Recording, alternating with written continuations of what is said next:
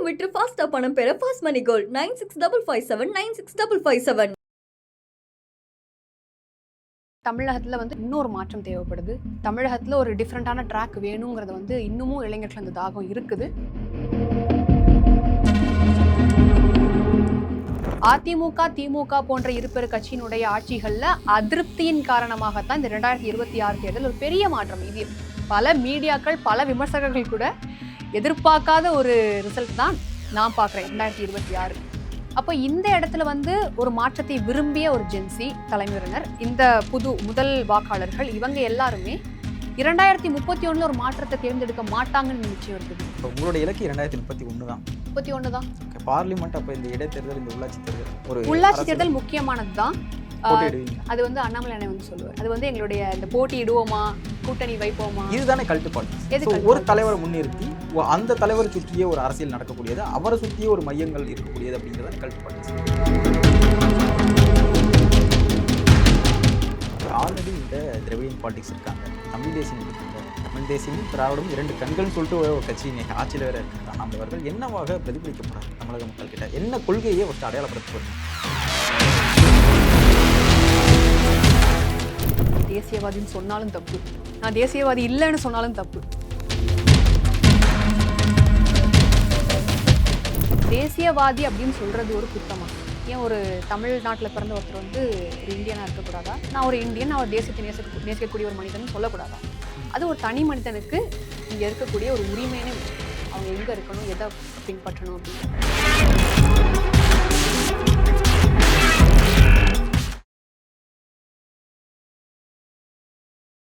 பேசு தமிழா பேசு நேயர்களுக்கு வணக்கம். இன்றைய சிறப்பு நேர்காணலில் நம்மோடு இணைந்திருக்கும் சிறப்பு விருந்தினர் வீத லீடர்ஸ் இயக்கத்தை சார்ந்த செல்வி அன்னபூரணி ராஜேந்திரன் அவர்கள். வணக்கம் மேம். வணக்கம் அண்ணா.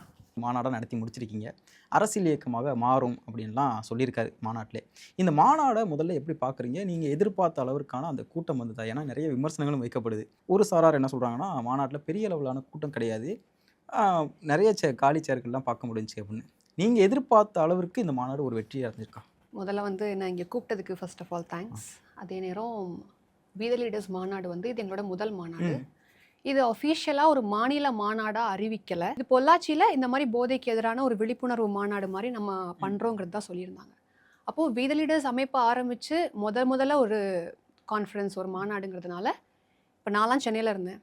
நான் வந்து விருப்பத்தோடு போகணும் அப்படிங்கிற ஒரு ஆர்வத்தோடு போயிருந்தேன். ரொம்ப நாள் ஆச்சு அண்ணாமலையோட ஸ்பீச்செல்லாம் ஸ்டேஜில் கேட்டு அப்படிங்கிறதுனால எல்லாருமே ஒரு ஆர்வத்தோடு தான் வந்திருந்தாங்க. அப்போது காலி சேரு அப்படிங்கிற கான்செப்ட் வந்து லைவ் இன்னமும் இருக்குது, எல்லாருமே லைவ் பார்க்கலாம். நியூஸ் சேனல்ஸ் இருக்குது, எல்லாருமே திருப்பி ஒரு வாட்டி கூட ரீவைண்ட் பண்ணி பார்க்கலாம் கூட்டம் எப்படி இருந்து. காலி சேர்லாம் நாங்கள் பார்க்கல.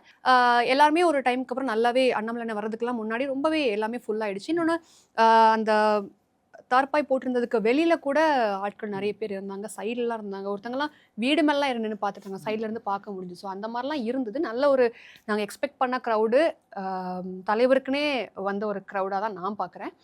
மாநாடை பொறுத்த வரைக்கும் இது அவர் சொன்ன மாதிரி இது ஒரு அரசியல் சார்ந்த ஒரு மாநாடு இல்லைனாலும் கூட இது ஒரு போதைக்கான விழிப்புணர்வு மாநாடு தான். அதே நேரம் இதுக்கு இவ்வளவு கூட்டம் வந்திருக்குதுங்கிறது அவர் மேலே இருக்கக்கூடிய ஒரு மரியாதைக்காகவும் ஒரு நம்பிக்கைக்காகவும், அவரால் ஒரு நல்ல ஸ்பீச், இளைஞர்களை கவர்ற மாதிரி ஒரு ஸ்பீச், இளைஞர்களை வந்து எந்த விதத்தில் அவங்கள்ட்ட பேசினா அது அவங்கள்ட்ட போய் சேருங்கிற மாதிரியான ஸ்பீச் அவரால் கொடுக்க முடியுங்கிற ஒரு விஷயத்தை நோக்கி தான் மக்கள் வந்திருக்கிறாங்க. இன்னொன்று, வீத லீடர்ஸுங்கிறது வந்து ஒரு அரசியல் கட்சி கிடையாது. நீங்கள் என்ஜிஓன்னு நீங்கள், அது ஒரு அரசியல் கட்சி இல்லை, அது அரசியல் இயக்கம் தான். அது அரசியல் இயக்கம் தான். கட்சியாக வந்து இனி வரும் காலங்களில் அது மாறுங்கிறது அண்ணாமலை நிறைய சொல்லியிருக்கிறாரு. அப்போ அந்த இயக்கத்தின் சார்பாக நடக்கிறதுனால இது ஒரு என்ஜிஓ, ஒரு ஆர்கனைசேஷன் தாண்டி இது ஒரு அரசியல் இயக்கத்தினுடைய மாநாடாகவும் பார்க்கலாம். ஓகே, இந்த மாநாடு பற்றியான கேள்விகள் வந்து கொஞ்சம் வைக்கலாம் நினைக்கிறேன். இதற்கு முன்னதாகவே நான் கேட்க நினச்சது, பாஜகவிலேருந்து வெளியில் வந்திருக்கீங்க, இவ்வளோ ஆண்டுகள் பயணித்து வந்திருப்பீங்க. ஸோ ஒரு சின்ன ஒரு மன வருத்தம் இல்லையா? அந்த இயக்கத்திலேருந்து வெளில வரோம், ஒரு நம்ம சித்தாந்த ரீதியாக ஆத்மார்த்தமாக பயணித்து வந்த ஒரு இயக்கத்துலேருந்து நம்ம வெளியில் வரோம் அப்படிங்கிறப்போ எப்படி இருந்தது? ஆனால் ஒரு இயக்கத்திலேருந்து யார் வெளியில் வந்தாலும் அது வழி தான். அது வந்து 5 கட்சி 6 கட்சி தவறப்போ அது எப்படி இருக்குன்னு எனக்கு தெரியாது. ஆனால் நான் ஒரு கட்சியில் சின்ன வயசுலேருந்தே அந்த கட்சியை பற்றி பார்க்குறேன், படிக்கிறேன், சங்கம்ன்ற ஒரு விஷயத்துக்குள்ளே ஈடுபடுறோம். அதை தாண்டி பிஜேபிங்கிற ஒரு பிரதமர் மோடி மாதிரியான ஒரு மிகப்பெரிய ஒரு மனிதனை கொண்டு ஒரு கட்சியில் வந்து நம்ம இணைகிறோம். அங்கே வேலை செய்கிறோம். அதெல்லாம் தாண்டி நம்ம வந்து அந்த கட்சியிலேருந்து வெளியில் வர்றதுங்கிறது எல்லாருக்குமே அது வழியாக தான் இருக்கும். வந்த ஒரு நிர்வாகி கூட நான் ரொம்ப சந்தோஷமாக வந்தேன் அப்படின்னு சொல்ல மாட்டாங்க. எல்லாருக்குமே ஒரு வழி இருக்கும். ஏன்னா ஏதோ ஒரு இடத்துல நம்மை வளர்த்த ஒரு கட்சி, நம்மை நம்மை அங்கீகரித்த ஒரு கட்சி, தேசிய சிந்தனை நம்முள் விதைத்த ஒரு கட்சி. என்னை பொறுத்த வரைக்கும் என்னோட தனிப்பட்ட கருத்து அதுதான். பாரதிய ஜனதா கட்சி என்றைக்குமே எனக்கு வந்து ஒரு மனதில் ஒரு நீங்காத இடம் பிடித்திருக்கும். அப்போ வரோம் அப்படின்னா நான் பாரதிய ஜனதா கட்சியினுடைய ஒரு உறுப்பினராக முழு மூச்சாக நான் வந்து கட்சியில் வேலை செய்யணும்னு நினச்சதுக்கு காரணம் வந்து அண்ணன் அண்ணாமலை அவர்கள். அவருடைய வருகைக்கு பின்பாகத்தான் நான் வந்து கட்சிக்குள்ளே என்னை வந்து இணைச்சிக்கிறேன். என்னை வந்து முழுமையாக வேலை செய்யணுங்கிற ஒரு கான்செப்ட்குள்ளேயே நான் வரேன். அப்போ என்னுடைய தலைவர், நான் என்னுடைய அரசியல் குருவாக, என்னுடைய அரசியல் வழிகாட்டியாக நினைக்கக்கூடிய என்னுடைய தலைவர் வந்து ஒரு இயக்கம் ஆரம்பிக்கிறாருங்கிற பட்சத்தில் என்னுடைய கடமையாக தான் நான் நினைக்கிறேன். நான் வந்து அவருடைய இயக்கத்தில் இணைஞ்சு பயணிக்கணுங்கிறது என்னோட தனிப்பட்ட விருப்பம், ப்ளஸ் ஒரு இளைஞராக என்னுடைய கடமை. ஓகே, நீங்கள் பேசும்போது நீங்கள் தான் குறிப்பிடுறீங்க அரசியலில் தன்னை அங்கீகரித்த ஒரு கட்சி அப்படின்னு. கண்டிப்பாக தன்னை அங்கீகரித்த ஒரு கட்சியில் ஒரு சித்தாந்த ரீதியாக பயணிச்சுட்டு எப்படி ஒரு நபரால் வெளியில் வர முடியும் அப்படிங்கிற ஒரு கேள்வி எழுதுல மக்கள் மத்தியில். இல்லை, இப்போ சித்தாந்த ரீதியாக பயணிக்கிறதுங்கிறது வந்து நீங்கள் வந்து ஒரு கட்சிக்கும் ஒரு சித்தாந்தம் இருக்கும். இப்போது டிராவிடியன் பார்ட்டிஸ்ன்னு பார்த்தீங்கன்னா அவங்களுக்கு வந்து ஒரு சித்தாந்தம், அது வந்து எல்லா டிராவிடியன் பார்ட்டிஸ்க்கும் ஆல்மோஸ்ட் காமனாக இருக்கும். பிஜேபியை பார்த்தீங்கன்னா தமிழ்நாட்டில் அப்படியே ஆப்போசிட் சித்தாந்தமாக இருக்கும். பிஜேபியோட சித்தாந்தம் வந்து நீங்கள் தமிழ்நாட்டில் இருக்க மற்ற எந்த கட்சி கூடயும் ஒப்பிட்டே பார்க்க முடியாது, அப்படியே டிஃப்ரெண்ட்டான ஒரு சித்தாந்தமாக இருக்கும். அப்போ அந்த சித்தாந்தத்தில் பயணித்த சித்தாந்தத்தை பற்றி படித்திருக்கிறேன். ஆனால் நம்ம இப்போ சித்தாந்தத்தை விட்டு வெளியில் வரோம் அப்படிங்கிற ஒரு கான்செப்ட் வந்து அந்த மொத்தமாக நம்ம வந்து அதை தூக்கி போடுறோம், அது வேண்டாங்கிறோம் அப்படிங்கிற மாதிரி கிடையாது.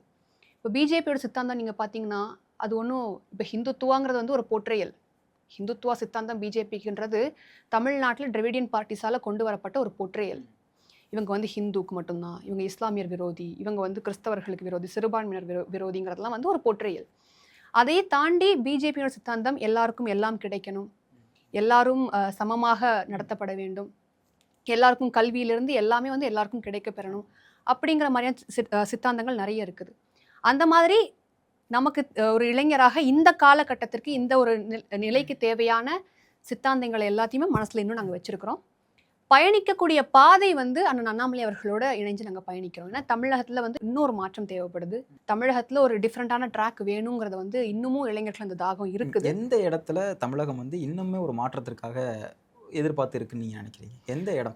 ஏன்னா ஆல்ரெடி மாற்றம்னு ஒரு தத்துவத்தை முன் வச்சு இங்கே 1.5 கோடிக்கு மேலே வாக்குகளை வாங்கி இன்றைக்கி ஆட்சி கட்டிலே அமர்ந்துட்டாங்க தாவேக்கா. எந்த இடம் இன்னுமே வந்து அண்ணாமலை அவர்களும் சரி, அண்ணாமலை அவர்களை ஆதரிக்கக்கூடிய நபர்களுக்கும் எந்த இடம் இன்னுமே ஸ்பேஸ் இருக்குன்னு நினைக்கிறேன்? ஆனால் இப்போ தமிழகத்தில் வந்து தமிழக வெற்றிக் கழகம் ஆட்சியில் உட்கார்ந்துருந்தாலும் கூட அவர்கள் ஆட்சிக்கு வந்து இன்னும் 2 மாதங்கள் தான், தெரிஞ்ச ஏறக்குறைய 2 மாதங்கள் தான் ஆயிருக்குன்னு வச்சுக்கோங்களேன். ஒரு 5 ஆண்டுகள் திமுகவுடைய ஆட்சி உங்களுக்கே தெரியும் எப்படி இருந்ததுன்னு.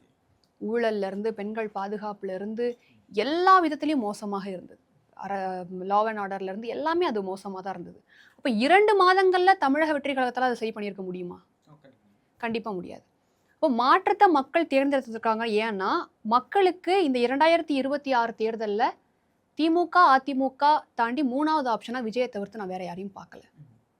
ஒரு பெரும் சக்தியா இப்போ அண்ணன் சீமான் அவர்கள் இருக்கிறாங்க, எல்லாருமே இருந்தாலும் கூட ஒரு பெரும் சக்தியா, ஒரு ஜென்சி, அதாவது இந்த தலைமுறையினரை வந்து ஈர்க்கிற அளவுக்கான ஒரு பெரும் சக்தியா விஜயை தவிர்த்து அங்கே 3rd ஆப்ஷன் யாருமே இருந்த மாதிரி இல்லை. அப்போ திமுக அதிமுகவினுடைய அந்த ஆட்சிகளில் வந்து மக்களுக்கு ஒரு அதிருப்தி இருக்குது, வந்துருச்சுங்கிறது வெளிப்படையாக இருக்குதுன்றப்போ 3வது ஆப்ஷன் விஜய் அவர்கள் அப்படிங்கிறதுனால மக்கள் வந்து யுனானிமஸாக எடுத்த ஒரு முடிவாக தான் நான் பார்க்குறேன். அதே நேரம் 2 மாதங்கள் நான் சொன்ன மாதிரி அதை வந்து சரி பண்ணியிருக்க முடியாது. இன்னமும் மக்களுக்கு தேவை. இன்னும் பெண்கள் பாதுகாப்பு நீங்கள் உறுதி பண்ணிட்டீங்களா? கிடையாது. இப்போ நீங்கள் வந்து சிங்கப்பெண் அதிரடிப்படையெல்லாம் பாராட்டக்கூடிய விஷயம் தான், அதெல்லாம் நீங்கள் பண்ணியிருக்கீங்க. ஆனால் அது எந்த அளவுக்கு எஃபெக்டிவாக போகுதுங்கிறத நீங்கள் 2-3 வாரத்தில் சொல்லிட முடியுமா? அதுவும் முடியாது. அதே மாதிரி லா அண்ட் ஆர்டர் எல்லாமே சரியாக இருக்குதா? ஊழல் லஞ்சம்லாம் ஒழிச்சிட்டேன்னு சொல்கிறீங்க. இன்றைக்கி கூட ஒரு நியூஸ் வந்திருக்குது, ஏதோ ஒரு 1 லட்ச ரூபாய் மாவட்டத்தில் ஏதோ இந்த மாதிரி நிறைய நியூஸ் வருது. ஸோ எல்லாமே ஒழிச்சிட்டாங்கன்ற வார்த்தைகளை நம்ப முடியாதுங்கிறதுனால சில விஷயங்கள் நம்ம வந்து அனலைஸ் பண்ணி பார்க்கணும். அதுக்கு தான் நான் அண்ணாமலை அவர்கள் சொன்னாங்க, உங்களுக்கு ஒரு ஆண்டு காலம் டைம் கொடுக்கணும், அவங்க என்ன பண்ணுறாங்கன்னு பார்க்கணும். ஆனால் இந்த டைமுக்கு வந்து எதுவுமே தேவையில்லை, தமிழகம் சூப்பர் நம்பர் 1 மாநிலம். அந்த ஒரு இடத்தை நோக்கி நகர்றாருல அண்ணாமலை அவர்கள். ஒரு வருடத்திற்கு நம்ம எந்த கேள்வியும் கேட்கக்கூடாது, பெரிய அளவில் அவங்கள பிடிச்சி கீழே இழுக்கக்கூடாது அப்படிங்கிற ஒரு புள்ளியை நோக்கி நகர்றாரு. அது சரியான ஒரு புள்ளின்னு நினைக்கிறீங்களா? ஏன்னா இன்னைக்கு தமிழகத்தில் நிறைய இடங்கள்ல நான் குறிப்பிட்டு பேசணும்னா கன்னியாகுமரி மாவட்டத்தை பொறுத்தளவில் பார்த்தோம் அப்படின்னா இன்றைக்கு ஒரு லாக்அப் டெத் நடந்திருக்கு. இதையெல்லாம் பேசாமல் ஒரு அரசியல் இயக்கமாக வரப்போகிற இன்றைக்கு ஒரு இயக்கமாக இருக்கிறாங்க, அரசியல் இயக்கமாக வரப்போகிற ஒரு ஆட்கள் இப்படியான விஷயங்களை தவிர்த்துட்டு போகிறது அப்படிங்கிறது எப்படி மக்கள் மத்தியில் ஒரு ப்ரொஜெக்ஷன் ஆகிருக்கு? ஸோ அரசியலே நம்ம பேசாமல் ஒரு வருடம் கடந்துட்டு அதுக்கப்புறம் நம்ம அரசியல் பேச போகிறோம் அப்படின்னா அதை எப்படி எடுத்துப்பாங்க மக்கள்? இல்ல அரசியலே பேசாம அப்படிங்கிறது வந்து சரியான வார்த்தையா இருக்கும்னு நினைக்கல. ஏன்னா அவருடைய பதிவுகள்ல, அவருடைய பேச்சுல இந்த மாநாட்டிலயும் கூட அவர் அரசியல் பேசியிருக்கிறார். இப்ப அரசியலே பேசாம அவர் மொத்தமா ஒதுங்கல அப்படிங்கிறது என்னுடைய பார்வை. அதே நேரம் நீங்க வந்து ஆளும் கட்சியை எதிர்க்காம ஒரு அரசியலை பண்ண முடியுமா? அவங்க செஞ்சதெல்லாம் நீங்க சொல்லாம நீங்க பண்ண முடியுமா? அப்படின்னா அவருடைய திரு விஜய் அவர்கள் கொண்டு வரக்கூடிய சில நலத்திட்டங்களை வந்து அவர் ஆதரிக்கிறாரு. அப்போ எப்படி போர்ட்ரே பண்றாங்கன்னா, இவர் வந்து விஜய்க்கு சாதகமா பேசிட்டு இருக்கிறாரு. இவர் வந்து விஜய்க்கு ஒரு ஆளா போறாரு, ஒரு கூட்டணிக்கு ஒரு முடிவு பண்ணிட்டு இருக்காரு. இந்த மாதிரி ஒரு பேச்சு போகுது. அப்ப நீங்க ஒரு எதிர்க்கட்சியினராவோ இல்ல ஒரு சாமானிய மனிதராவோ நீங்க வந்து ஒரு கட்சி ஆளும் கட்சியை எதிர்த்து தான் அரசியல் பண்ணணும்னு நினைக்கிறது வந்து எந்த அளவுக்கு நியாயம்னு எனக்கு தெரியல. கொஸ்டினுடைய சாராம்சம் என்னன்னா, ஒரு எதிர்ப்பு அரசியல் நம்ம இப்போதைக்கு பண்ண வேணாம் அப்படின்னா இல்ல அண்ணாமலை எதிர்ப்பு அரசியல் தான் பண்ணணுங்கிறது கட்டாயமா?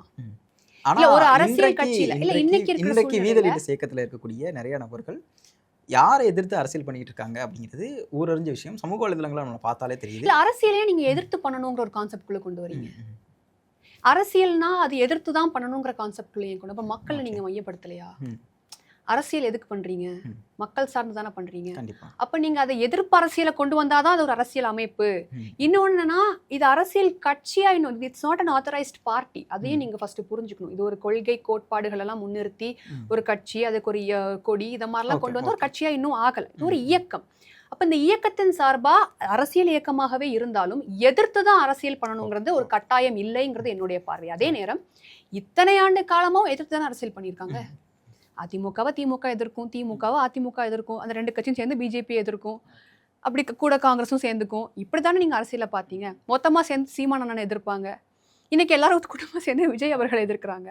இப்படி எல்லாமே ஒரு எதிர்ப்பு அரசியலை பார்த்து ஒரு மாற்று அரசியலை பாருங்களேன். இதை ஏன் நீங்க ஒரு மாற்றமா பார்க்க மாட்டேங்கிறீங்க? நல்லதை ஆதரித்து நல்லதை ஆதரிக்கணும். என்னை பொறுத்த வரைக்கும் நான் என்னுடைய தனிப்பட்ட கருத்தை நான் சொல்றேன். நல்ல விஷயங்கள் பண்ணும்போது அதை ஆதரிக்கிறது தப்பு கிடையாது. ஆனா பாரதிய ஜனதா கட்சியில இருக்கும்போதும் கூட பிரதமர் அவர்கள் கொண்டு வரக்கூடிய நலத்திட்டங்களை வந்து திமுக எதிர்த்து நமக்கு எவ்வளவு வருத்தமா இருந்தது. அவங்க தமிழ்நாட்டில் ஏன் கொண்டு வர விடல, ஏன் தமிழக மக்களுக்கு அதை கொண்டு சேர்க்கல அப்படிங்கிறது ஒரு ஆதங்கம் நமக்கு பாஜக இருக்கும் போது இருந்தது. அப்போ அந்த ஆதங்கம் உங்களுக்கு அங்க இருக்கும் போது சரி, இங்க வந்து அது தப்புன்னு நீங்க நினைக்க முடியாது இல்லையா? ஓகே, ஆல்ரெடி இங்க திராவிடியன் பாலிடிக்ஸ் இருக்காங்க, தமிழ் தேசியம் இருக்காங்க. தமிழ் தேசியமும் திராவிடமும் இரண்டு கண்கள்னு சொல்லிட்டு ஒரு கட்சி இன்னைக்கு ஆட்சியில் வேற இருக்காங்க. தன்னை என்னவாக மக்கள் மத்தியில் பிரகடனப்படுத்த போறாரு அண்ணாமலை அவர்கள்? என்னவாக பிரதிபலிக்க போறாரு தமிழக மக்கள் கிட்ட? என்ன கொள்கையை ஃபர்ஸ்ட் அடையாளப்படுத்த போறீங்க? அண்ணா, கொள்கை தலைவர்கள், கட்சி பெயர், கட்சி கொடி எல்லாமே தலைவர் அவர்களுடைய வாயிலிருந்து வர வரைக்கும் நான் ஆத்தரைஸ்ட் பர்சன் கிடையாது வெளிப்பட சொல்றதுக்கு. அதை தாண்டி என்னவா தன்னை பிரதிபலிக்க போறாருன்னா ஒரு தமிழனா பிரதிபலிக்க போறாரு. தமிழ்நாட்டில் ஒரு தமிழனா, இந்த மண் சார்ந்த ஒரு மனிதரா, இந்த மண்ணை நேசிக்கக்கூடிய ஒரு மனிதரா, தேசியத்தையும் விடாம தமிழ்ன்ற அந்த மூச்சையும் விடாம ரெண்டத்தையுமே பேலன்ஸ் பண்ற ஒரு தலைவராக தான் அவர் இங்க இருக்க போறாரு. அவர் அந்த மாநாட்டில் சொல்லி, நான் பெருமை இருமாப்போட சொல்றேன், நான் ஒரு தேசியவாதி ஆனா பெருமை மிகுந்த தமிழன் அப்படி அவர் தன்னை ப்ரொஜெக்ட் பண்ணிக்கலாம். அதற்கான காரணம் எல்லாரும் என்ன சொல்றாங்க அப்படின்னா, தான் ஒரு தேசியவாதி இல்லை, நான் தமிழன், நான் தமிழை தான் முன்னேற்ற போறேன் அப்படின்னு ஒரு விஷயத்த சொல்றாரு அண்ணாமலை அவர்கள். அப்படின்னா இன்றைக்கு அண்ணாமலை அவர்கள் பின்னாடி நிற்கக்கூடிய பெரும்பாலான நபர்கள் அந்த பேச்சுக்கு அப்புறம் நிற்க மாட்டாங்க. ஏன்னா இன்றைக்கு அண்ணாமலை அவர்கள் பின்னாடி வந்திருக்கக்கூடிய பெரும்பாலான நபர்கள் யாரும் பார்த்தோம் அப்படின்னா பாஜக சித்தாந்தத்தில் பயணிச்ச நபர்கள். தான் ஒரு தேசியவாதி இல்லைன்னு சொன்ன அடுத்த நொடி இவங்க எல்லாரும் அந்த இடத்த விட்டு நகர்ந்துருவாங்க. அதுக்காக தான் இன்னும் அந்த தேசியவாதி அப்படிங்கிற ஒரு பிம்பத்தையுமே தூக்கி பிடிச்சிட்டு இருக்காரு அண்ணாமலை அவர்கள். அண்ணா, இங்கே இப்போ நான் பார்த்த சிச்சுவேஷன் இங்கே எப்படின்னா, நீங்கள் தேசியவாதின்னு சொன்னாலும் தப்பு, நான் தேசியவாதி இல்லைன்னு சொன்னாலும் தப்பு. இதெல்லாமே விமர்சனங்கள். விமர்சனம் செய்வதற்கு எல்லாருக்குமே உரிமை இருக்குது. அந்த விமர்சனங்கள் வந்து ஒரு தனிப்பட்ட மனிதருடைய கருத்து தானே தவிர்த்து அது உண்மை அப்படின்னு நீங்கள் சொல்ல முடியாது இல்லையா? இப்போது தேசியவாதி அப்படின்னு சொல்கிறது ஒரு குத்தமா? ஏன் ஒரு தமிழ்நாட்டில் பிறந்த ஒருத்தர் வந்து ஒரு இந்தியனாக இருக்கக்கூடாதா? நான் ஒரு இந்தியன், நான் ஒரு தேசியத்தை நேசிக்கக்கூடிய ஒரு மனிதன் சொல்லக்கூடாதா? இது வந்து ஒரு விமர்சனமாக தான் பார்க்க முடியுமே தவிர்த்து இது ஒரு பெரிய கருத்து இதை வந்து முன்னிறுத்தி பேசுறதுக்கு என்னை பொறுத்த வரைக்கும் எதுவுமே இல்லை. ஓகே, இன்றைக்கு பார்த்தோம் அப்படின்னா பெரும்பாலான நபர்கள் பாஜகவிலேருந்து பயணித்த நபர்களாகவே இருக்காங்க வீதலீடு இயக்கத்தில். ஸோ அதர் பார்ட்டியிலேருந்து வரக்கூடிய ஆட்கள் கம்மியாக தான் இருக்காங்க. ஸோ இவங்களுமே என்ன பார்த்தோம் அப்படின்னா பாஜக கூட தான் இந்த உட்கட்சி சண்டையிலேயே தான் இருக்காங்களே தவிர அதை தவிர்த்துட்டு வெளியில் வந்து வேறு ஒரு அரசியலில் பேசுகிறதோ விஷயங்களை இது பண்ணுறதோ இல்லை அப்படிங்கிற ஒரு குற்றச்சாட்டு இருக்குல்ல. இதெல்லாம் எப்படி எதிர்கொள்ள போகிறீங்க? இரண்டாவதாக பாஜக அப்படிங்கிற ஒரு பிம்பம் அண்ணாமலை அவர்களை விட்டு இன்னுமே வெளியில் வரல. ஏன்னா அவர் ஒரு பாஜகவோட பி டீம் அப்படிங்கிற ஒரு முத்திரை குத்துற வேலையை இங்கே இருக்கக்கூடிய திராவிடியன் பாலிடிக்ஸ் கண்டிப்பாக பண்ணுவாங்க. இது ஒரு அரசியல் இயக்கமாக வந்ததுக்கு பின்னாடி இது கண்டிப்பாக முன்னெடுக்க போகிற விஷயம்தான். ஸோ அதெல்லாம் எப்படி ஓவர் கம் பண்ணி வரப்போறீங்க?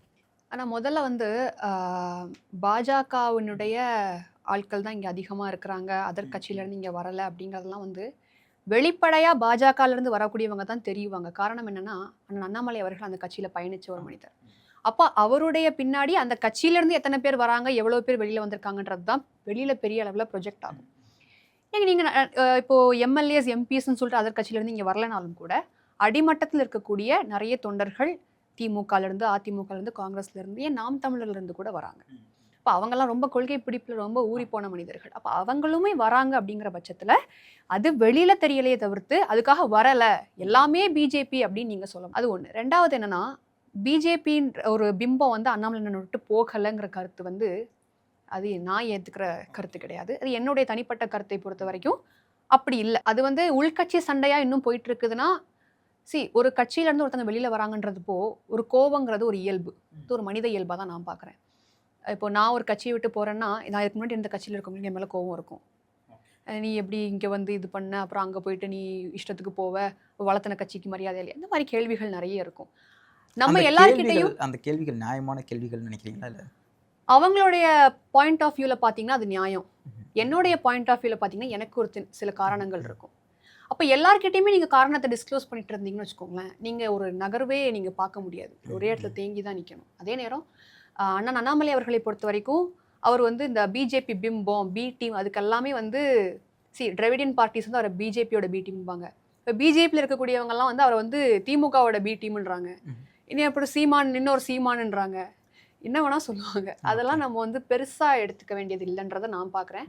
அவர் வந்து இனி அவர் இதுக்கும் இன்னொரு கிளாரிட்டி உங்களுக்கு கொடுக்கணும்னா, இப்போ இந்த மாதிரி இன்டர்வியூஸில் தாண்டி அவராக அதை வந்து கட்சியாக மாறும்போது தான் அதுக்கான கிளாரிட்டி உங்களுக்கு கிடைக்குமே தவிர்த்து, இப்போ நம்மளுடைய அசம்ஷனை தான் சொல்ல முடியுமே தவிர்த்து நம்ம இதுதான் இப்படி தான் அப்படின்னு நம்ம சொல்ல முடியாது. பாஜகவிலிருந்து வெளிவந்த ஒரு மனிதர் திருப்பியும் பாஜக சித்தாந்தத்தையே பின்பற்றணும், இது ஒரு முக்கிய குறிப்பாகவே நான் சொல்கிறேன். அண்ணன் அண்ணாமலை அவர்கள் பாஜகவிலிருந்து வெளியில் வந்துட்டாங்க, அதுக்கு அவருக்கு காரணங்கள் இருக்குது. அது அவர் வந்து வெளியில் வரும்போது பதிவிட்ட அந்த காணொலி பதிவில் ரொம்ப தெளிவாக பேசியிருக்கிறாரு. அதையெல்லாம் தாண்டி அவர் வந்து ஒரு தனிப்பட்ட ஒரு விஷயத்தினால அவர் வெளியில் வந்திருக்கிறாரு. அது ஒரு தனி மனிதனுக்கு இங்கே இருக்கக்கூடிய ஒரு உரிமையினே வச்சுக்கலாம், அவங்க எங்கே இருக்கணும், எதை பின்பற்றணும் அப்படிங்கிறத. அதையும் தாண்டி நீங்கள் பேசுறதை வச்சு நான் என்ன எடுத்துக்கலாம் அப்படின்னா, இனிமேல் ஒரு அரசியல் இல்லை, நான் சொல்லிடுறேன். அது தனிப்பட்ட மனிதனுடைய கருத்து மட்டும் இல்லாமல் அவங்க ஒரு கட்சியிலிருந்து வெளியில் வராங்கன்னா அவங்க இதுக்கு முன்னாடி இருந்த கட்சியினோட சித்தாந்தத்தை தான் அவங்க ஃபாலோ பண்ணணுங்கிறதும் கட்டாயம் கிடையாது. அதையும் மக்கள் எதிர்பார்க்க, அது அநியாயம் தான் நான் சொல்லுவேன். அவங்களுடைய கோபங்கள் நியாயமாக இருக்கலாம், ஆனால் அதையே தான் இவர் பின்பற்றணும்னு நினைக்கிறது நியாயம் கிடையாது. அது மட்டும் என்னுடைய தனிப்பட்ட கருத்து. பேசுறதை வச்சு நான் என்ன எடுத்துக்கலாம் அப்படின்னா, அரசியல் இயக்கமாக வரும்பொழுது அவர் பிஜேபியும் எதிர்பார்ப்போம். ஆனால் நான் சொல்கிறேன்ல, இந்த எதிர்ப்பு, நீங்கள் இந்த அரசியலை வந்து இந்த எதிர்ப்புன்ற ஒரு இதுக்குள்ளேயே தான் ஃபிக்ஸ் பண்ணுறீங்க. அரசியல் அப்படி தானே பண்ண முடியும்? அரசியல் எதிர்த்து தான் அரசியல் பண்ணணும். அரசியலுடைய உச்சம் என்ன? வெற்றி பெறுறது. அப்போ வெற்றி பெறணும் அப்படின்னா இங்கே இருக்கக்கூடிய கட்சிகளை நீங்கள் எதிர்த்து தான் அரசியல் பண்ண முடியும். ஸோ நான் வந்து ஒரு டிஃபென்ஸ் மோட்லேயே இருப்பேன், ஸோ நான் பெரிய அளவில் எதிர்த்துலாம் பண்ண மாட்டேன் அப்படின்னா அதை எப்படி மக்கள் அக்செப்டன்ஸுக்கு ஏற்றுப்பாங்கன்னு கிடையாது. அக்செப்டன்ஸ் பண்ணுவாங்களானே ஒரு. ஆனால் இங்கே வந்து இப்போது பாஜகவை எதிர்க்கிறது வந்து ஒரு கான்ட்ரவர்சி ஆகும். ஏன் தெரியுமா? ஏன்னா அவருக்கு முன்னாடி இருந்த ஒரு கட்சி. இப்போ நீங்கள் இப்போ அந்த கேள்வியை வந்து அதுக்கு தான் கேட்பீங்கன்னு எனக்கு தெரியும். ஆனால் இதுக்கு என்ன நான் சிம்பிளாக என்ன சொல்வேன்னா, அவர் வந்து அவரோட காணொலியில் சொல்லியிருக்கிறாரு, இப்போ நான் வந்து அரசியல் கட்சி இயக்கமாக ஆரம்பிக்கிறேன் இந்த பி தி லீடர்ஸை. இதை வந்து நான் மற்ற கட்சிகளை எப்படி பார்ப்பேன்னா, அதிமுக, திமுக எல்லாரையும் ஒரே அளவுக்குள்ள தான் பார்ப்பேன்.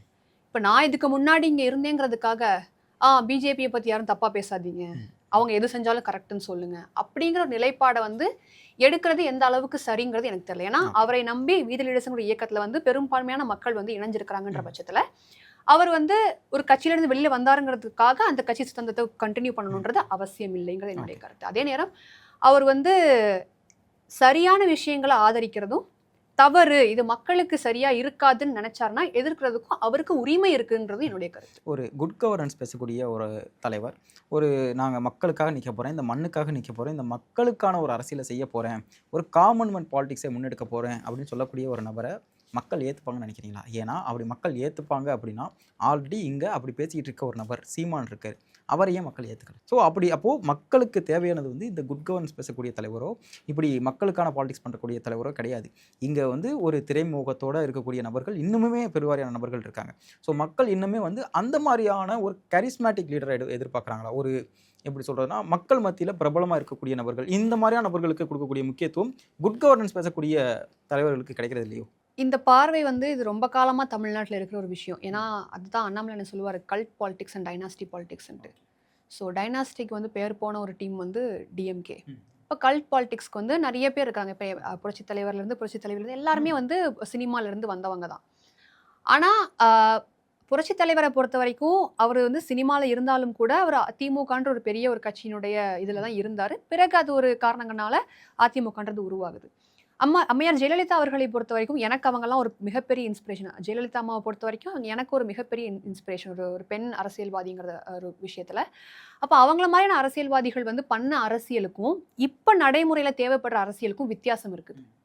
அவங்க காலகட்டத்தில் என்ன அரசியல் தேவைப்பட்டுச்சு, இப்போ என்ன அரசியல் தேவைப்படுதுங்கிறதுக்கு வித்தியாசங்கள் இருக்குது. அப்போது என்ன மாதிரியான சூழ்நிலைகள் இருந்தது, இப்போ சூழ்நிலைகள் எப்படி இருக்குதுங்கிறதுக்கும் வித்தியாசம் இருக்குது. அதே மாதிரி இன்னைக்கு மறுபடியும் திரை உலகத்திலிருந்து வந்த ஒரு நபர், ஒரு உச்சத்தில் இருந்த நடிகர் திரு விஜய் அவர்கள், அவங்கள வந்து இன்னைக்கு முதலமைச்சராக தேர்ந்தெடுத்திருக்காங்க அப்படின்னா திருப்பியும் மக்கள் வந்து அந்த ஒரு ஃபேஸ் வேல்யூவை வந்து விரும்புகிறாங்கன்றது இருக்குது. அப்போ ஏன் இந்த இடத்துல வந்து கருத்துக்களை பேசக்கூடிய ஒரு இன்டலெக்சுவலான பொலிட்டீஷியன்ஸ் இங்கே வரலை அப்படின்னா, நான் என்னுடைய தனிப்பட்ட கருத்து, அது சரியான ஒரு ரீதியில் மக்களை சென்றடையலையோ, அவங்க முன்வைக்கக்கூடிய அக்செப்டன்ஸ் அந்த அக்செப்டன்ஸ் கிடையாதுங்க.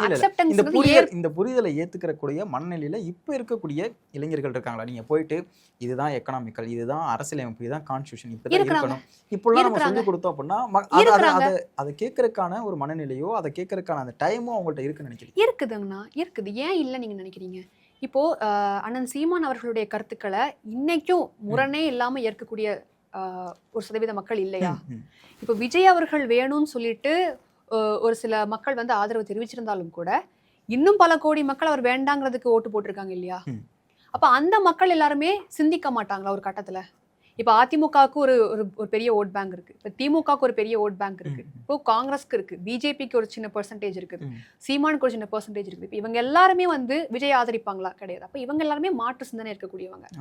அப்போ இவங்க எல்லாருமே அதை அக்செப்ட் பண்ணிட்டாங்க, திரையுலக அந்த ஒரு இதை வந்து அக்செப்ட் பண்ணிட்டாங்க, திரையிலேருந்து வரக்கூடிய ஒரு மனிதரை வந்து அக்செப்ட் பண்ணிட்டாங்கன்னு கேட்டால் இல்லை. இப்போ இங்கே இன்டலெக்சுவல் பாலிடிக்ஸ்க்கு இடம் இருக்கு.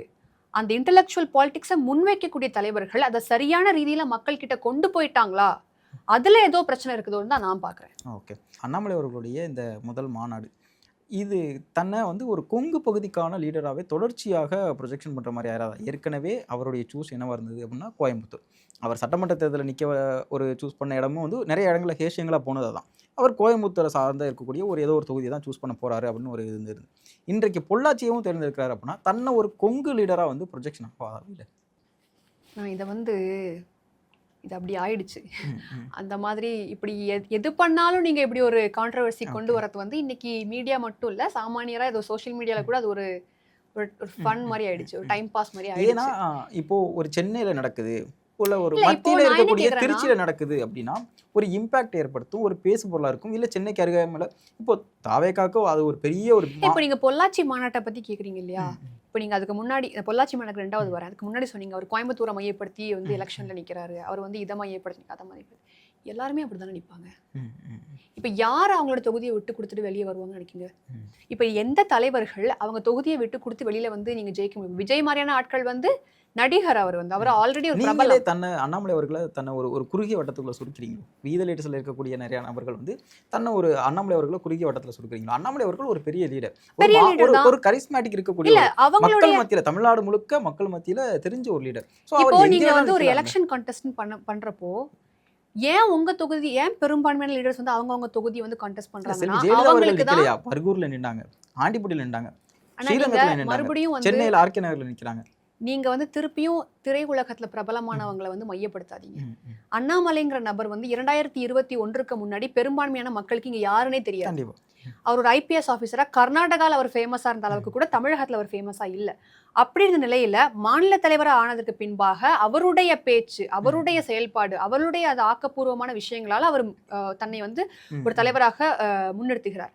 அப்ப அந்த இடத்துல ஒரு எந்த தலைவராக இருந்தாலும் இந்த சினிமா சைட்ல இருந்து, அதாவது ஒரு திரையில வந்து சாதிச்ச ஒரு மனிதர்கள் இல்லாம சாமானியரா யாருமே வந்து அவங்களுடைய தொகுதியை விட்டு வெளியில போகணும்னு நினைக்க மாட்டாங்க. காரணம், அந்த மண்ணோடைய வாசம் அவங்களுக்கு தான் தெரியும். இப்போ என்ன போய் இப்போ என்கிட்ட ஒரு எக்ஸாம்பிளுக்கு திருச்சியில போய் என்ன பிரச்சனை தெரியுமா கேட்டா எனக்கு எப்படி தெரியும்? நாகர்கோயில்ல பிரச்சனை என்னன்னு கேட்டா எனக்கு தெரியும். அது நான் இருக்கிற இடம், அது எனக்கு தெரியும். திருச்சியில போய் அந்த மக்களை யாரு புரிஞ்சுப்பாங்க? ஒரு ஜெயிக்கணும், அவங்கள ஜெயிக்க வைக்கணுன்ற ஒரு கான்செப்ட்ங்கிறது ஒரு ஒரு பக்கம் இருக்கட்டுமே. ஆனா முக்கியமான விஷயம் அந்த மக்களுக்கு ஏதோ ஒண்ணு தேவைன்னு இருக்கு இல்லையா? எல்லா இடத்துலயும் இருக்கக்கூடிய மக்களை புரிஞ்சுக்கிறது தானே ஒரு தலைவனுக்கான ஒரு நிச்சயமா அது quality-ஆ அழகுதான். அது கரெக்ட் தான். ஆனா ஏன் நான் இந்த கான்செப்ட் எதுக்கு சொல்றேன்னா, ஏன் ஒரு தலைவர்கள் வந்து அவங்களுடைய ஊரு, அவங்களுடைய மண்ண விட்டு குடுத்து வெளியில மாட்டாங்கன்னா, அந்த மண்ணுல சின்ன வயசுலேருந்து அவங்க வளர்ந்துருப்பாங்க. அந்த மண்ணுடைய முக்கியத்துவம், அந்த மண்ணுடைய புரிதல் அதிகமா அவங்களுக்கு இருக்குன்றனால தான் அந்த தொகுதியை பிரையாரிட்டைஸ் பண்ணுவாங்க. அப்படி பார்த்தா அண்ணாமலை அவர்கள் கரூர்ல தானே போட்டிட்டு இருக்கணும். கொங்கு நீங்க தானே சொல்றீங்க கொங்குன்ட்டு. அப்ப அந்த கொங்கு ரீஜன் இப்போ கன்னியாகுமரி எடுத்துக்கிட்டீங்கன்னா, இங்க தென் மாவட்டம் எல்லாமே ஆல்மோஸ்ட் ஒரே மாதிரி தான் இருக்கும். ஆல்மோஸ்ட் அவங்களுடைய மனநிலைமை, பேச்சு, வழக்கு எல்லாமே ஒரே மாதிரி தான் இருக்கும். அதே மாதிரி திருச்சி டெல்டா பக்கம் எடுத்துக்கிட்டீங்கன்னா ஒரு பக்கம் ஒரு மாதிரி இருக்கும். சென்னை எடுத்துக்கிட்டீங்கன்னா ஒரு மாதிரி இருக்கும். அதே மாதிரி கொங்குக்குன்னு ஒரு பாணி இருக்கு இல்லையா? இப்போ இருக்கக்கூடிய சூழ்நிலையில இந்த ஜென்சி இளைஞர்கள் மத்தியில நீங்க சொல்லக்கூடிய இந்த குட் கவர்னன்ஸ் இருந்த விஷயங்கள் எல்லாமே எப்படி பார்ப்பாங்கன்னு உங்களுடைய பார்வை இருக்கு? இல்ல இப்போ ஜென்சிஸோடைய மைண்ட் செட் எப்படி இருக்குன்றதையும் நம்ம வந்து ஒரு செகண்ட்ல வந்து நம்ம யோசிக்க முடியாது. ஏன்னா அவங்களோட மைண்ட் வந்து ஒரு இதுலயே ஸ்டப்பனா இருப்பாங்கன்றதும் கிடையாது. முன்னாடி காலத்துல தான் அப்படி இருந்தாங்க. எம்ஜிஆர்னா எம்ஜிஆர் மட்டும்தான், கலைஞர்னா கலைஞர் மட்டும்தான். அது இன்னைக்கு வரைக்கும் அந்த ஒரு தாக்கம் இருக்குது. இப்போ அந்த மாதிரி இன்னைக்கு இருக்கக்கூடிய ஜென்ரேஷனும் இருப்பாங்கன்னு நம்ம எதிர்பார்க்க முடியாது. ஏன்னா அவங்களுடைய மனசு வந்து பெட்டர்மெண்ட்டை தேடி போய்கிட்டே இருக்கும். யார் பெட்டரா இருக்கிறாங்க, அடுத்து யார் பெட்டரா பண்ணுவாங்க, என்ன பெட்டர்மெண்ட் இருக்குது அப்படிங்கிறத தேடி தான் இப்போ இருக்கக்கூடிய தலைமுறையினுடைய மனநிலைமை இருக்குது. அப்போ அந்த இடத்துல இன்னைக்கு விஜய் அவர்கள் வந்திருக்கிறாங்க. அதிமுக, திமுக போன்ற இருபெரு கட்சியினுடைய ஆட்சிகள்ல அதிருப்தியின் காரணமாகத்தான் இந்த 2026 தேர்தல் ஒரு பெரிய மாற்றம். இது பல மீடியாக்கள், பல விமர்சகர்கள் கூட எதிர்பார்க்காத ஒரு ரிசல்ட் தான் நான் பார்க்குறேன் 2026. அப்போ இந்த இடத்துல வந்து ஒரு மாற்றத்தை விரும்பிய ஒரு ஜென்சி தலைமுறையினர், இந்த முதல் வாக்காளர்கள் இவங்க எல்லாருமே 2031 ஒரு மாற்றத்தை தேர்ந்தெடுக்க மாட்டாங்கன்னு நிச்சயம் இருக்குது. ஒரு பெட்டர்மெண்ட். ஏன்னா இந்த ஆட்சி என்ன பண்ண போறாங்க, அடுத்து இன்னும் 5 வருஷம் அவங்க கையில இருக்குது. ஸோ உங்களோட இலக்கு 2031 தான். 31 தான். ஓகே. பார்லிமெண்ட் அப்போ இந்த இடைத்தேர்தல், இந்த உள்ளாட்சி தேர்தல் அதெல்லாமே எங்களோட இதுல இருக்குது. நாங்க வந்து தமிழகத்தை மையப்படுத்தி அரசியல்ல முன் வைக்கிறோம். அப்போ அந்த உள்ளாட்சி தேர்தல் எவ்வளவு முக்கியமானது ஒரு விஷயம்? தமிழகத்தை நீங்க மையப்படுத்தி ஒரு உள்ளாட்சி தேர்தல் முக்கியமானது தான். போட்டியிடுவீங்களா? போட்டி அது வந்து அண்ணாமலை அண்ணன் வந்து சொல்லுவார். ஓகே. அது வந்து எங்களுடைய இந்த போட்டி இடுவோமா, கூட்டணி வைப்போமா, இதுதானே கல்ட் பாலிடிக்ஸ். ஒரு தலைவரை முன்னிறுத்தி அந்த தலைவரை சுற்றியே ஒரு அரசியல் நடக்கக்கூடியது, அவரை சுற்றியே ஒரு மையங்கள் இருக்கக்கூடியது அப்படிங்கிறதானே கல்ட் பாலிடிக்ஸ். நம்ம கல்ட் பாலிடிக்ஸ் இல்லை அப்படின்றோம். ஸோ ஆனால் முடிவுகள் யார் எடுப்பா? அண்ணாமலை அவர்கள். முதன்மை செயலகராக அண்ணாமலை அவர்கள் இருக்கிறார். அவர் வந்து இந்த வீரர்ஸ் ஆரம்பிச்ச உடனே அவருக்கு வந்து இந்த பொலிட்டிக்கல் மூமெண்ட்டாக மாற்றின உடனே அவருக்கு இந்த பட்டத்தை கொடுக்கல. வீத லீடர்ஸ் இருக்கும் போதுலேருந்தே அவருக்கு இந்த பட்டம் இருக்குது. அதே நேரம் இன்னைக்கு கல்ட் பாலிடிக்ஸ் நீங்கள் சொல்கிறது ஒரு எமோஷனல் பாலிடிக்ஸ், ஒரு மோகத்தில் இவங்க ஒரு ஐடியா ஒரு என்ன புரிதல்னே இல்லாமல் பிளைண்டாக ஒருத்தங்களை நம்புறது தான் என்னை பொறுத்த வரைக்கும் அது கல்ட் பாலிடிக்ஸ். ஆனால் இன்னைக்கு வீத லீடர்ஸ் இயக்கம் அண்ணாமலை அவர்களை சுற்றி தானே இருக்கு. அண்ணாமலை அவர்கள் தானே இன்னைக்கு முதன்மைப்படுத்தப்படுறார். அந்த வீத இங்க வந்து முதன்மைப்படுத்துறவங்க வந்து அண்ணாமலை நீங்க வந்து தப்பா புரிஞ்சுக்கிட்டு இருக்கிறீங்க. அவர் வந்து முதன்மை செயலகரா இருக்கிறாரு, முதன்மைப்படுத்தப்படுறாரு. அவரே சொல்றாரு என்ன நீங்க முதன்மைப்படுத்தாதீங்க. நீங்க அந்த மாநாடை பாத்தீங்கன்னா தெரியும். நீங்க வந்து ஃப்ரண்ட்லலாம் வந்து நீங்க மற்ற கட்சி மாநாடு பார்த்தீங்க, இவங்க ஃபோட்டோ அவங்க ஒரு வாக்கிங்கில் வர்றது நிற்கிறது அப்படிலாம் இருக்கும். இங்கே அப்படி எதுவுமே கிடையாது, எதுவுமே கிடையாது. அப்போ இதில் வந்து அவர் தன்னை முதன்மைப்படுத்த வேண்டாம் அப்படிங்கிற ஒரு கருத்தை முன்வைக்கிறார். அதையும் தாண்டி அண்ணாமலையினால் ஈர்க்கப்பட்டவர்கள் அவருக்கு ஒரு கோஷம் கொடுப்பாங்க, அவருக்கு ஒரு எந்தூசியாஸ்டிக்காக கத்துவாங்க. அதெல்லாம் நீங்கள் வந்து தடுக்க முடியாது. ஆனால் கல்ட் பாலிடிக்ஸ்ன்ற ஒரு கான்செப்டில் நீங்கள் வரும்போது அண்ணாமலை அவர்கள் பின்னாடி நீங்கள் வீதியில் பேசக்கூடிய எல்லாரையுமே பாருங்கள், பிளைண்டாக அவர் பின்னாடி நிற்கிறாங்களா? அண்ணாமலை அவர்கள் நாங்கள் பிளைண்டாக ஃபாலோ பண்ணுறோம், அவர் என்ன பண்ணாலும் நாங்கள் ஃபாலோ பண்ணுவோம். இப்போ எப்படி விஜய் அவர்களுக்கு இருக்குதோ, அவர் சரியோ தப்போ அவர் வந்து மேடைகளில் வந்து கருத்தை பேசுகிறாரோ டைலாக் பேசுகிறாரோ நாங்கள் அதை வந்து ஆதரிப்போம் அப்படிங்கிறது இல்லை. எது பேசினாலும் அவர் பேசுறது சரியாக இருக்கும் அப்படிங்கிறது மாதிரி நாங்கள் நினைக்கல. அவர் மேலே ஒரு எப்படி சொல்கிற அவருடைய இன்டெலெக்சுவல் ஸ்பீச்சு, அவருடைய எப்படிலாம் அவர் வந்து முன்னெடுக்கிறாரு அப்படிங்கிற விஷயங்கள் எல்லாத்தையுமே பார்த்து ஈர்ப்பு கொண்டு, அதே நேரம் அவரால் ஒரு மாற்றம் கொடுக்க முடியும், அவரால் என்னென்ன மாதிரியான மாற்றம் கொடுக்க முடியுங்கிற ஒரு புரிதலோட மக்கள் அவர் பின்னாடி நிற்கிறாங்களே தவிர்த்து கண்மூடித்தனமாக அவர் என்ன பண்ணாலும் நாங்கள் ஆதரிப்போம் அப்படிங்கிற மாதிரி இல்லை. இப்போ அதுதான் கல்ட் பாலிடிக்ஸ்க்கும் இன்டெலெக்சுவல் பாலிடிக்ஸ்க்கும் வித்தியாசமாக நான் பார்க்குறேன். அன்னைக்கு மாநாட்டில் அண்ணாமலை அவர்கள் பேசின அந்த பேச்சு, நான் வந்து என்னுடைய மதத்தை வந்து வீட்டுக்குள்ளேயே பூட்டி வச்சுட்டு வந்துடுவேன், நான் வெளியில் வந்தால் நான் என்னுடைய மதத்தை பெரிய அளவில் சொல்ல போகிறது கிடையாது, நான் ஒரு காமன் மேனாக தான் இருக்க போகிறேன் அப்படிங்கிற மாதிரி சொல்கிறாங்க. இதெல்லாம் எப்படி வந்து எடுத்துப்பாங்க அவரை ஃபாலோ பண்ணக்கூடிய நபர்? அதாவது காமராஜர் பிறந்தநாள் அன்றைக்கி வந்து ஒரு ஸ்கூலில் பேசுகிறாரு, 2-3 வருடங்களாக நான் சிறுபான்மை மக்களை விட்டு ரொம்ப தள்ளி போயிட்டுருக்கேன், அந்த இடைவெளியை நான் என்ன குறைக்கணும்னு நினைக்கிறேன் அப்படின்னு. அப்போது பெரும்பான்மையான மக்களுக்கு என்ன தோணும்? அதாவது வீத லீடர்ஸில் பயணிக்கக்கூடிய நபர்கள் எல்லா கட்சிகளுமே இதே விஷயங்களை தான் பேசுது. ஸோ இதை பேசுறதுக்கு நிறைய 10 கட்சிகள் இருக்குது. ஆனால் ஐடியாலஜிக்கலாக பேசக்கூடிய விஷயங்கள் ஹிந்துக்களுக்காக நிற்கக்கூடிய ஒரு சில கட்சிகள் தான் இருக்குது. அதில் பாஜக இருந்தது. இப்போது அண்ணாமலை அவர்களும் 10ஓட 11 போயிட்டாரோ அப்படிங்கிற ஒரு கேள்வியில் முன் வைப்பாங்களே. தெளிவாக அவர் பேசுகிறேன். நான் ஒரு ப்ரௌட் ஹிந்து, திருநூறு வைப்பேன், ருத்ராட்சம் போடுவேன், பூஜை பண்ணுவேன், கோயிலுக்கு போவேன், சாமியை கும்பிடுவேன். ஆனால் நீங்கள் அரசியலில் வரும்போது நீங்கள் இன்னைக்கு களத்தில் நிற்கிறீங்கன்னு வச்சுக்கோங்க, ஒரு சாமானிய மனிதனுக்காக போராடுறீங்க. எதுக்கணும்னு வேறு ஏதாச்சும் கட்சி சொல்லுவாங்கன்னு நினைக்கிறீங்களா? எதுக்கணும்னு எந்த கட்சியும் சொல்ல மாட்டாங்க. ஆனால் ஒரு மதத்தை மட்டும் மையப்படுத்தணுங்கிறதும் அவசியம் கிடையாது இல்லையா? ஒரு அரசியல் அமைப்பை அமைக்கக்கூடியவங்க வந்து ஒரு வழி நடத்தக்கூடியவங்க வந்து ஒரு மதத்தை சார்ந்து இருக்க முடியாது. தமிழகத்துல பெரும்பான்மையாக இந்துக்கள் இருந்தாலும் கூட கிறிஸ்தவர்களும் இஸ்லாமியர்களும் இன்னும் நீங்க வந்து வடநாட்டில இருந்து இங்க வந்த நம்மளுடைய சகோதரர்கள் கூட இருக்கிறாங்க. ஜெயின் இருக்காங்க, சிக் இருக்காங்க, நிறைய பேர் இருக்காங்க. அவங்களுக்கு இங்க ஓட்டர் ஐடி எல்லாம் இருக்குது. எங்களோட நிலைப்பாடு தெளிவா இருக்குது. வீட்டுல நான் ஒரு ஹிந்து, இவங்க ஒருத்தவங்க ஒரு கிறிஸ்டியனா இருக்கலாம், முஸ்லீமா இருக்கலாம், அவங்க நமாஸ் பண்ணலாம், இவங்க வந்து ஜபம் பண்ணலாம், நான் போய் கோயிலுக்கு போய் சாமி கும்பிட்டு நமஸ்காரம் பண்ணலாம். ஆனா அதை எடுத்துட்டு வந்து முன்னாடி வந்து நான் ஹிந்துன்னு காமிக்க வேண்டிய அவசியம் கிடையாதுங்கிறது தான் கருத்தே. நீங்க அதுக்காக இது ஹிந்துத்துவாவே எதிர்த்துட்டாரு, இவரு ஹிந்துக்கு விரோதியா மாறிட்டு இப்ப நிறைய கான்ட்ரோவர்சிஸ் நானும் பாக்குறேன். யாருமே ஹிந்து விரோதின்னு அண்ணாமலை அவர்களா சொல்லல. அண்ணாமலை அவர்களா வாண்டடா சொல்லலங்கிறது கிடையாது, சொன்னது. ஏன்னா ஒரு விஷயம் வந்து சொல்லல அப்படின்னா அவர் மேடையில அதை பத்தி பேச வேண்டிய அவசியம் கிடையாது. அப்ப அந்த ஒரு கருத்து பகிரப்படுது, ஹிந்து விரோதியாக அண்ணாமலை அவர்கள் மாறிவிட்டார் அப்படிங்கிற கருத்து பகிரப்படதன் காரணத்தினால அவர் வந்து அந்த விளக்கத்தை வந்து கொடுக்குறாரு. தமிழ்நாட்டில் இப்போ இருக்கிற ஜென்சிஸோட மனநிலைமைக்கு இது ஒத்து வராது. இந்த பாலிடிக்ஸ், இந்த ஹிந்து, கிறிஸ்டியன், முஸ்லிம், இந்த ஜாதி அந்த ஜாதி, இந்த பாலிடிக்ஸ் ஜென்சிஸோட மைண்ட் செட்டுக்கு ஒத்து வராது. அப்போ இளைஞர்கள் தான் இப்போ ஃபர்ஸ்ட் டைம் ஓட்டர்ஸ்லேருந்து இனி ஒரு 40 வயசு வரைக்கும் இருக்கக்கூடியவங்க தான் future of Tamil Nadu and India இல்லையா? அப்போ அவங்களுக்கு மைண்ட் செட் எப்படி இருக்குன்றது தான் ஃபர்ஸ்ட் நம்ம பார்க்கணும். இதுக்கு முன்னாடி ஒரு கட்டமைப்பில் அரசியல் இருந்திருக்கலாம், அது வந்து ஜாதி சார்ந்தோ எது சார்ந்தோ இருந்திருக்கலாம். ஆனா இனி வரக்கூடிய அரசியல் வந்து ஒரு ஜாதி சார்ந்து ஒரு ஜாதியை மட்டும் முன்னிலைப்படுத்தி ஒரு மதத்தை மட்டும் முன்னிலைப்படுத்தி இருந்தா ஜென்சி தலைமுறையினர் அது விரும்ப மாட்டாங்க. ஏன்னா அதெல்லாம் வேண்டாம் தான் அவங்க ஒரு மாற்றத்தை விரும்புறாங்களே தவிர்த்து நீங்க அதையே திருப்பி கொண்டு வந்தீங்கன்னா அது விரும்ப மாட்டாங்கன்ற ஒரு விஷயம் இருக்கு. இறுதியா ஒரு 2 கேள்விகள் மட்டும். அண்ணாமலை அவர்கள் பாஜக வந்து வெளியில வந்தப்போ நிறைய விமர்சனங்கள் வைக்கப்படுது. அதுல ஒண்ணு, அவர் தன்னை முன்னிலைப்படுத்துறதுக்காக தான் பாஜகங்கிற ஒரு கட்சிக்குள்ளே வந்தார், தன்னை முன்னிலைப்படுத்திக்கிட்டாரு. இன்னொரு வேற ஒரு இயக்கமும் இப்போ எடுத்துட்டாரு. ஸோ அவர் தன்னை முன்னிலைப்படுத்துறதுக்காக மட்டுமே, தன்னை ப்ரொஜெக்ஷன் பண்ணுறதுக்காக மட்டுமே அவர் எல்லா செயல்களையுமே முன்னெடுத்தார். குறிப்பாக எண் மக்கள் யாத்திரை அதில் ஒன்று. தன்னை முன்னிலைப்படுத்துறதுக்காகவே ஒரு ஒரு ஒரு ஃபங்க்ஷன் வச்சு நடத்துகிறாரு அப்படிங்கிற மாதிரியான விமர்சனங்கள். இதை எப்படி பார்க்குறீங்க? அண்ணா ஒரு மாநில தலைவர், நீங்கள் மாநிலத்தில் விட்டுருங்க, மோடி ஐயா எடுத்துக்கோங்க. எவ்வளோ பெரிய மனிதர், எவ்வளோ பெரிய உழைப்பாளி, எவ்வளோ பெரிய ஒரு தலைவர். ஆனால் இன்றைக்கும் எனக்கு ஒரு பெருமை இருக்குது, பிரதமர் மோடி அவர்களை மாதிரியான ஒரு நல்ல தலைவரை வந்து பாரத தேசம் கொண்டிருக்கு. எனக்கு எந்த மாற்று கருத்தும் கிடையாது.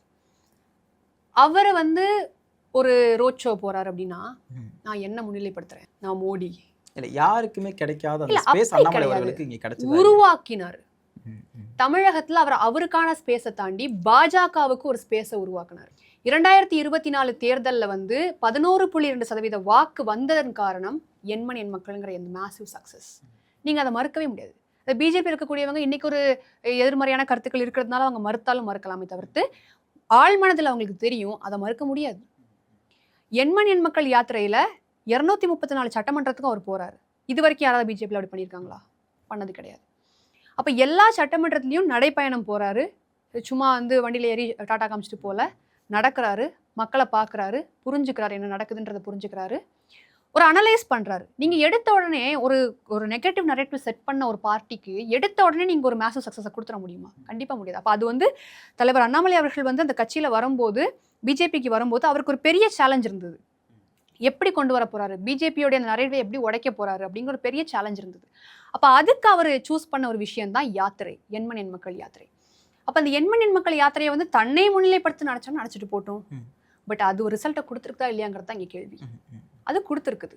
இப்போ உங்களுடைய பார்வை அவர் தன்னை முன்னிலைப்படுத்த இருந்துட்டு போட்டோம். ஆனால் பாஜகவுக்கு 11.2% வாக்கு இதுவரைக்கும் இல்லாத ஒரு சதவீதத்தை வந்து கொடுத்தது வந்து அவருடைய யாத்திரையும் உழைப்பும் தான் நான் பார்க்குறேன். ஓகே, இந்த அக்ரெசிவ் பாலிடிக்ஸை நம்பி தான், அந்த அக்ரெசிவ் பாலிடிக்ஸை ஏற்றுக்கிட்டு தான் பெருவாரியான மக்கள் வந்து பாஜகவுக்கே வந்தாங்க இந்த அவருடைய மாநில தலைவர் பதவி இருக்கும்பொழுது. ஆனால் இன்றைக்கு அந்த அக்ரெசிவ் பாலிடிக்ஸ் இல்லை, ரெண்டாவது ஒரு கட்சியாக கூட இன்னும் ஆரம்பிக்கலை. இது எல்லாம் அவங்கள ஃபாலோ பண்ணி வந்தவங்களுக்கு ஒரு மனசோர்வு ஏற்படுத்தாதா? ஆனால் அக்ரெசிவ் பாலிடிக்ஸ் தேவைப்படுற இடத்துல தானே யூஸ் பண்ண முடியும். எல்லா இடத்துலையும் போய் நீங்கள் கத்திகிட்டே இருக்க முடியுமா சொல்லுங்கள்? நான் ஒரு கட்சியில் இருக்கிறேன், இன்னொரு கட்சி வந்து ஆட்சியில் உட்காந்துருக்குது, சும்மா அடிப்பேன், அவங்க பேசினாலே அடிப்பேன், அண்ணனுக்கு ஒண்ணுனா அண்ணனே அடிப்பேன், அந்த மாதிரிலாம் அதானே பண்ண அரசியல். முடியாது. அது நீங்க அதான் இப்ப சொல்றேன் இல்லையா, நீங்க வந்து இந்த எதிர்த்து அடிக்கிறத மட்டுமே அரசியலா பாக்குறீங்க. ஆனா அந்த தான் உடைக்கணும்னு நாங்க நினைக்கிறோம். ஓகே. வீத லீடர்ஸோடைய எண்ணமே எல்லாத்தையுமே எதிர்த்து தான் அரசியல் பண்ணணும் அப்படிங்கிறதையும் உடைச்சு தேவையானதை மட்டும் தான் எதிர்க்க முடியும்.